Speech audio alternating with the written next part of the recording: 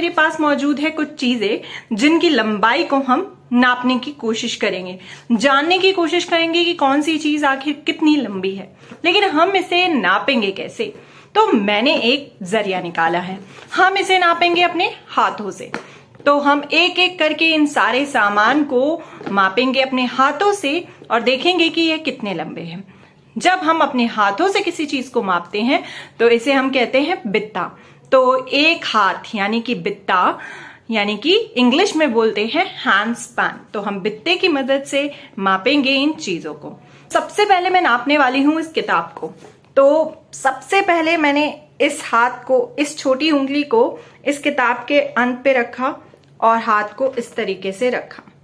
तो यह अंगूठा यहां पर खत्म हुआ। तो यह हुआ एक बित्ता यानी कि 1 हैंड स्पैन। और इसके बाद ये उंगली आई यहां पर।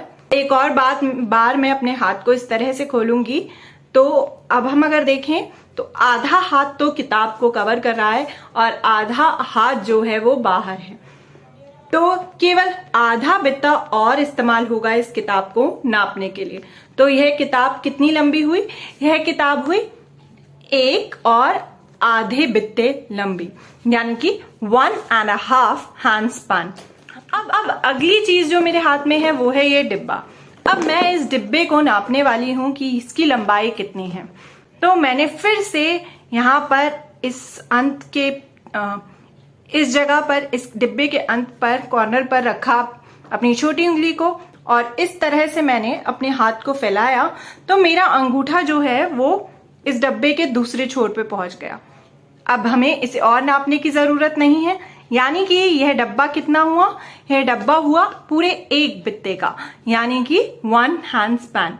तो इन दोनों चीजों को तो हमने नाप लिया। अब अगली चीज जो मुझे नापनी है वो है ये फोटो फ्रेम, जिसमें मेरे दादा दादी की तस्वीर है। तो इस फोटो फ्रेम को मैं नापूंगी अपने हाथ से, पर यह तो हाथ से बहुत ही छोटा है। कैसे नापूं मैं इसको अपने हाथ से? यह तो बित्ते की मदद से नहीं नापा जा सकता। चलिए दूसरी चीज को नापने की कोशिश करते हैं। अब मेरे पास यह बॉटल है। देखते हैं कि क्या मैं इसे अपने हाथ की मदद से यानी बित्ते की मदद से नाप पाऊंगी। तो मैंने जब इसे इस तरीके से एंड पे रखा और हाथ फैलाया तो यह बॉटल भी मेरे हाथ से बहुत छोटी है। तो यह बॉटल भी मैं बित्ते की मदद से नहीं नाप पा रही हूँ। लेकिन एक तरीका और है। जब हम हाथों का इस्तेमाल नहीं कर सकते नापने में, लेकिन हमारे पास उंगलियां तो हैं, तो हम इस्तेमाल करेंगे अपनी उंगली का इस बॉटल को नापने के लिए। तो मैं अपनी उंगली को इस जगह पे से शुरू करूंगी, जो बॉटल का एंड है वहां पर रखूंगी। तो यहां पर खत्म हुई मेरी एक उंगली। अभी भी बॉटल को मापना बचा है, तो यहाँ पे मैंने लगाई दूसरी बार उंगली को। तो यह कितनी उंगली हुई? यह पूरी 2 उंगलियों से यह बॉटल नाप ली गई है। यानी कि यह बॉटल जो है वो कितनी लंबी है? यह है 2 उंगलियां लंबी। तो यह बॉटल हुई 2 उंगलियां लंबी। तो हम इस तरीके से इस फोटो फ्रेम को भी नाप सकते हैं कि ये कितना लंबा है। तो मैंने अपनी उंगली को यहां रखा और देखिए इस एंड पे रखा, तो यह यहां तक आया। तो एक उंगली और यहां से मेरे को दोबारा से उंगली को रखना है। तो यह मैंने अपनी उंगली को वापस से रखा। तो आधी उंगली मेरी फोटो फ्रेम पर है और आधी फोटो फ्रेम के बाहर, यानी आधी उंगली का और इस्तेमाल हुआ इस फोटो फ्रेम को मापने के लिए। तो यह फोटो फ्रेम कितना लंबा हुआ? यह हुआ 1 और आधी उंगली लंबा, यानी 1.5 फिंगर लॉन्ग। तो दोस्तों हमने कुछ चीजों को नापा अपने हाथ और उंगलियों से, लेकिन कुछ चीजें इतनी छोटी थी कि उन्हें हम बित्ते की मदद से यानी हाथ की मदद से नहीं नाप सकते थे। तो हमने उन्हें किसकी मदद से नापा?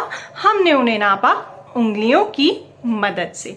तो आप भी अपने आसपास मौजूद चीजों को नापने की कोशिश करना कि उनकी लंबाई आखिर कितनी है। पहले हाथ से नापने की कोशिश करना कि क्या आप उसको हैंड स्पैन यानी कि बित्ते की मदद से नाप पाते हैं। अगर आप ऐसा ना कर पाए तो कोशिश करिएगा कि अपनी उंगलियों की मदद से आप नाप पाए कि उस चीज की लंबाई आखिर कितनी है। क्या ऐसी भी कोई चीज है जो हाथों की मदद से नहीं नापी जा सकती और उंगलियों की मदद से नापी जा सकती है? तो जरूर देखिएगा अपने आसपास की चीजों की लंबाई।